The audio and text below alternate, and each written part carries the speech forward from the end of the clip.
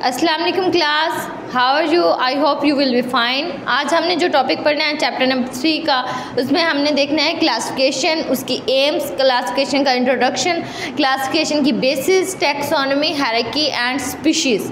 ये सब आज के हमने लेक्चर में पढ़ना है। हमारा लेक्चर नंबर 2 है। पहले लेक्चर नंबर 1 में आप पढ़ चुके हैं। आप SLOs में देखें आपने क्या सीखना है, how we can classify organism. आपने सीखना है कि आपने क्लासिफिकेशन कैसे करनी है, किसी ऑर्गेनिज्म को आपने क्लासीफाई किस मेथड से करना है। ठीक है, आपने एम्स देखने हैं और बेसिस देखनी है क्लासिफिकेशन की। ओके क्लास, चले हम अपने टॉपिक की तरफ जाते हैं। सबसे पहले हम देखते हैं क्लासिफिकेशन। क्लासिफिकेशन क्या है? अगर क्लासिफिकेशन को डिफाइन करें तो हम इस तरीके से कर सकते हैं, it is a method by which biologist divide organism into groups and सब ग्रुप्स। ये एक ऐसा मेथड है जिसके ज़रिए बायोलॉजिस्ट डिवाइड करते हैं ऑर्गेनिज्म को ग्रुप्स में और सब ग्रुप्स में। क्लासिफिकेशन कैसा मेथड है? It is a method in which by which biologist divide organisms into groups और सब ग्रुप। जो हमारे पास पूरी दुनिया में ऑर्गेनिज्म प्रेजेंट है, कुछ लैंड पे रहते हैं, कुछ पानी में रहते हैं, कुछ दरियाओं में रहते हैं, कुछ समुद्रों में रहते हैं, कुछ पहाड़ों पर रहते हैं। डिफरेंट वैरायटी है हमारे पास, सिर्फ स्पेस के लिहाज से नहीं, जगह के लिहाज से, वैसे भी कुछ पानी में तैरते हैं, कुछ पानी में तैर नहीं सकते, कुछ ज़मीन पर चलते हैं, कुछ की टांगे हैं, कुछ की टांगे नहीं हैं। तो ये क्या है, हमारे पास वैरायटी प्रेजेंट है ऑर्गेनिजम्स की। तो उनकी सिमिलरिटीज़ और डिससिमिलरिटीज़ की बेसिस पे हम क्या करते हैं, ऑर्गेनिजम्स को डिवाइड करते हैं। उनको किन किन चीज़ों में डिवाइड करते हैं, उनको ग्रुप्स में और सब ग्रुप्स में डिवाइड करते हैं। ठीक है, हमारे पास जो कलेक्शन है वो कितनी है? 10 मिलियन। इस चैप्टर के स्टार्ट में मैंने आपको बताया था कि हमारे पास 10 मिलियन ऑर्गेनिजम्स हैं जो नोन है। ठीक है, पूरी अर्थ के अंदर। उनमें से हमने कहा था कि 1/3 पोर्शन जो है वो बायोलॉजिस्ट ने स्टडी किया हुआ है। जो स्टडी किया है उसमें देखें 1.5 मिलियन एनिमल स्टडी किए हैं। कितने? 1 मिलियन आपको पता है कि 10 लाख के इक्वल होता है। तो 1.5 मिलियन से मुराद हमारे पास 15 लाख एनिमल्स हैं जो बायोलॉजिस्ट ने स्टडी किया है, उनकी ग्रुपिंग की है। उसके अलावा हमारे पास 0.5 मिलियन प्लांट्स हैं। ठीक है, 5 लाख प्लांट्स की स्टडी की गई है बायोलॉजी के अंदर। उसके अलावा जो बाकी क्वांटिटी बनती है वो small amount of other organism, थोड़ी सी मिकदार में अदर माइक्रो ऑर्गेनिज्म जो स्मॉल ऑर्गेनिजम्स हैं, इनकी बहुत ज़्यादा स्टडी नहीं हुई, बहुत कम ही है क्वांटिटी इनकी। लेकिन इस आपके लेवल पे इसकी क्वांटिटी नहीं लिखी गई, जैसे प्लांट्स और एनिमल्स की क्वांटिटी लिखी गई है, दूसरे ऑर्गेनिजम्स की नहीं लिखेगी। लेकिन अब जब फर्दर क्लास में जाएंगे, बड़ी क्लास में जाएंगे, तो अब इसकी भी क्वांटिटी पढ़ेंगे। ठीक है, हमने क्लासिफिकेशन, अक्सर लोग पूछते हैं हम क्लासिफिकेशन क्यों करते हैं, क्या मकसद है, ठीक है ना।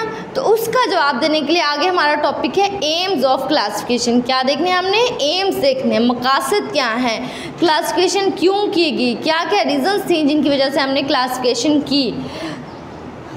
क्योंकि देखें ना कि अगर हम स्टडी करने बैठें, ऑर्गेनिजम्स को स्टडी करने बैठें, तो हम सबको तो अकेला इंडिविजुअली नहीं स्टडी कर सकते ना। ये जो इतने एनिमल्स और प्लांट्स की स्टडी हुए, इसके एक यकदम से तो नहीं होगी। कितना अरसा गुजरने के बाद, कितने सालों की मेहनत के बाद यहाँ तक पहुँचे हैं। अभी भी हमने पूरे एनिमल्स और प्लांट्स को स्टडी तो नहीं कर लिया, अभी 1/3 पोर्शन है जो हमने स्टडी किया है। एम्स में आप पहले देखेंगे क्लास टैक्सोनॉमी और सिस्टमैटिक्स की डेफिनेशन। आपने डिफरेंट करना है। अक्सर ये शॉर्ट क्वेश्चन पूछा जाता है, what is the difference between taxonomy and systematics. अक्सर बच्चे ये भी मिस्टेक करते हैं, टैक्सोनॉमी की जगह सिस्टमैटिक्स की डेफिनेशन लिख देते हैं और सिस्टमैटिक्स की जगह टैक्सोनॉमी की। दोनों रिलेटेड हैं ये ब्रांचेस, लेकिन दोनों में वाजिया डिफरेंस है और इसका डिफरेंस आपने नोट करना है और इस तरह की गलती नहीं करनी। तो सबसे पहले देखें टैक्सोनॉमी की। टैक्सोनॉमी की डेफिनेशन आपने चैप्टर नंबर 1 बायोलॉजी का जो हमने स्टार्ट में ब्रांचेस पढ़ी थी उसमें भी पढ़ा था। It is a branch of biology which deals with the classification. वो ब्रांच बायोलॉजी की जो क्लासिफिकेशन से रिलेटेड होती है उसको हम क्या नाम देते हैं? Taxonomy. The branch of biology which deals with classification is called taxonomy. जबकि सिस्टमैटिक्स की डेफिनेशन देखें, deals with the classification also traces evolutionary history of organisms.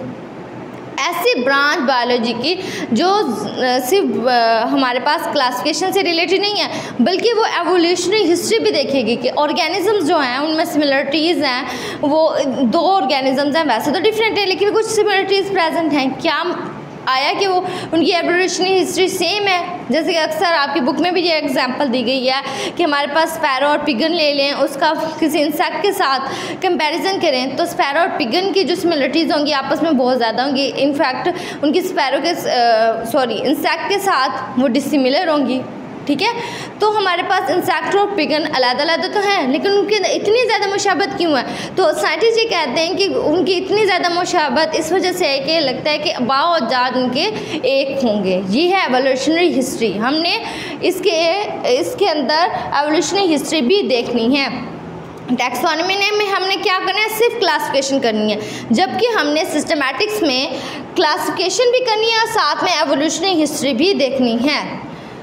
ये एम्स, अक्सर बच्चे ये कहते हैं एम्स ऑफ क्लासिफिकेशन आप पूछ लें तो उसमें टैक्सोनॉमी और सिस्टमैटिक्स की डेफिनेशन लिख के छोड़ देते हैं। यहाँ तक नहीं, एम्स नहीं है ये आपको डेफिनेशंस बताई गई हैं। नेक्स्ट एम्स है to determine similarities and differences among organisms. हमने क्या डिटरमाइन करना है, सिमिलरिटीज़ देखने हैं कि दो जानदार हैं, उनके अंदर कौन कौन सी ऐसी चीज़ें हैं जो सेम हैं, एक दूसरे से मिलती जुलती हैं, और कौन सी ऐसी बातें हैं जो एक दूसरे से डिफरेंस है कि वो वैरी कर रहे हैं। ठीक है, ये जानने के लिए ये हमारा मकसद है। इसकी मदद से हमें क्या होगा, स्टडी करने में आसानी होगी। जो आने वाले होंगे उनको पढ़ने में आसानी होगी, वो इजीली इसको स्टडी कर सकेंगे। ठीक है, उसके अलावा जो दूसरा मकसद है टू फाइंड एवोल्यूशनरी रिलेशनशिप, उसके अलावा हमने ये देखना है कि दो ऑर्गेनिजम्स हैं वो सेम हैं तो उनके पीछे जाके देखेंगे, हम हिस्ट्री देखेंगे कि उनके अबाव जात सेम तो नहीं थे। जैसा कि मैंने थोड़ी से पहले आपको एग्जांपल बताई है स्पैरो और पिगन की, इन दोनों के अंदर बहुत ज़्यादा सिमिलरिटीज़ पाई जाती हैं, शेप, साइज एक्सेट्रा, काफ़ी ज़्यादा सिमिलरिटीज़ हैं। ये सिमिलरिटीज़ जब हैं इनके पास तो हम देखेंगे कि इन सिमिलरिटीज़ के बेसिस पर इनके आगे अबावजात जो थे वो सेम तो नहीं थे। ये सब क्या हो गया, एवोल्यूशनरी रिलेशनशिप। ये हमने दो बेसिक एम्स हैं किसके, क्लासिफिकेशन के। ठीक है क्लास, नेक्स्ट हमारा टॉपिक है बेसिस ऑफ क्लासिफिकेशन।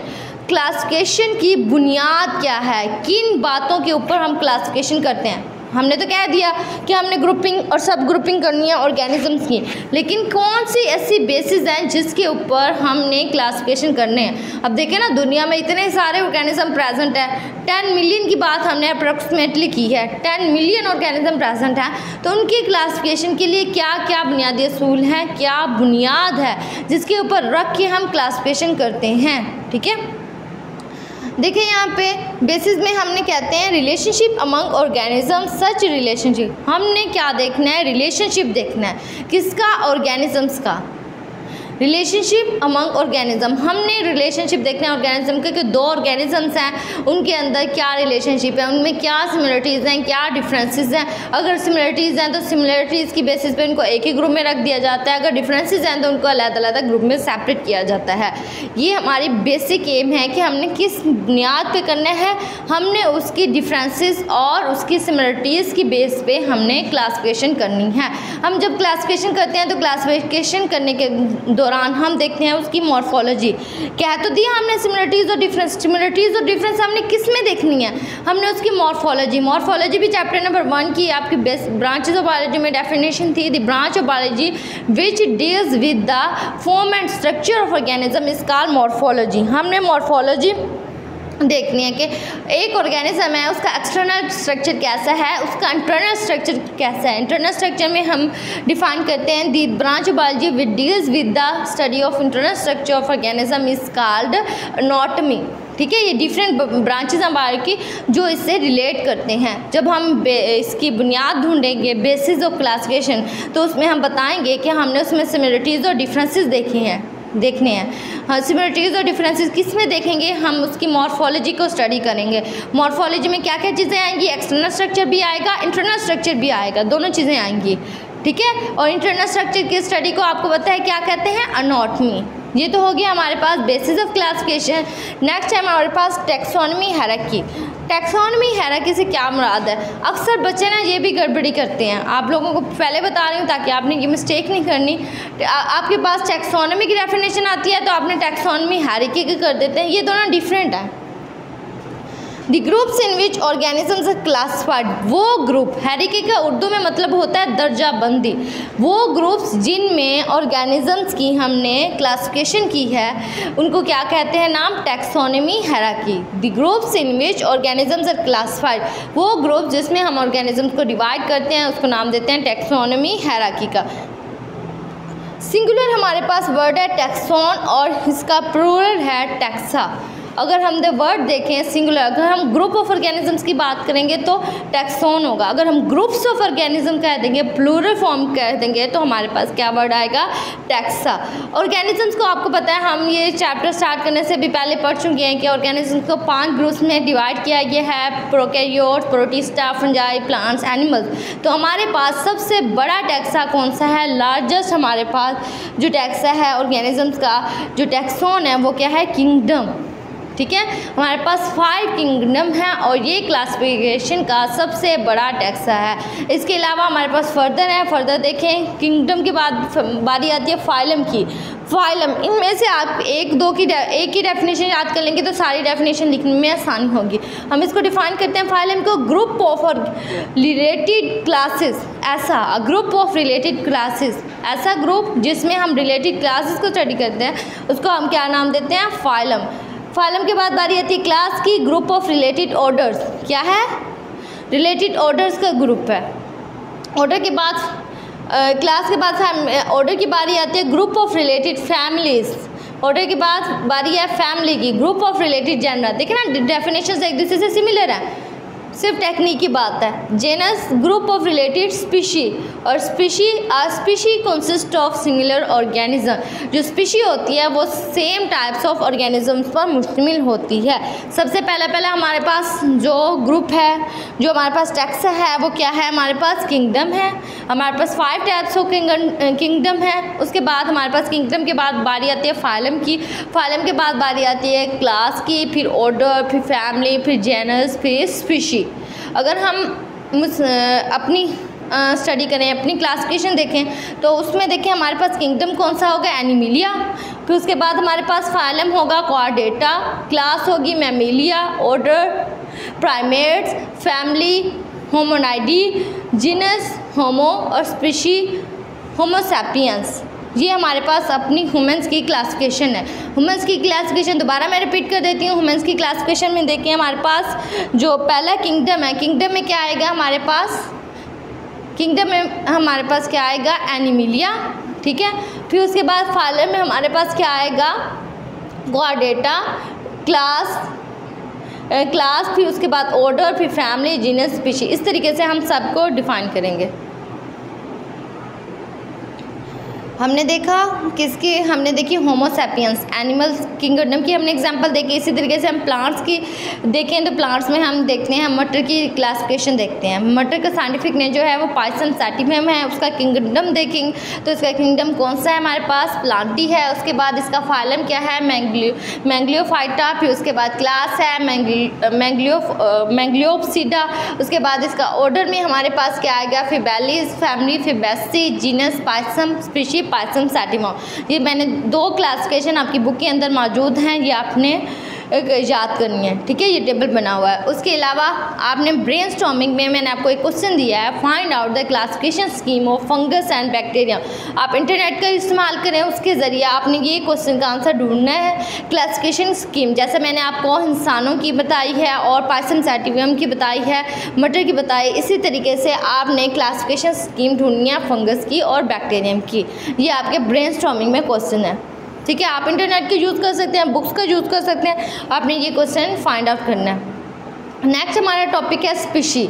स्पीशी जो है हमारे पास सबसे छोटा है। अगर हम बात करें टैक्सोनॉमी की तो टैक्सोनॉमी में सबसे लार्जेस्ट जो है ग्रुप है वो कौन सा है, किंगडम।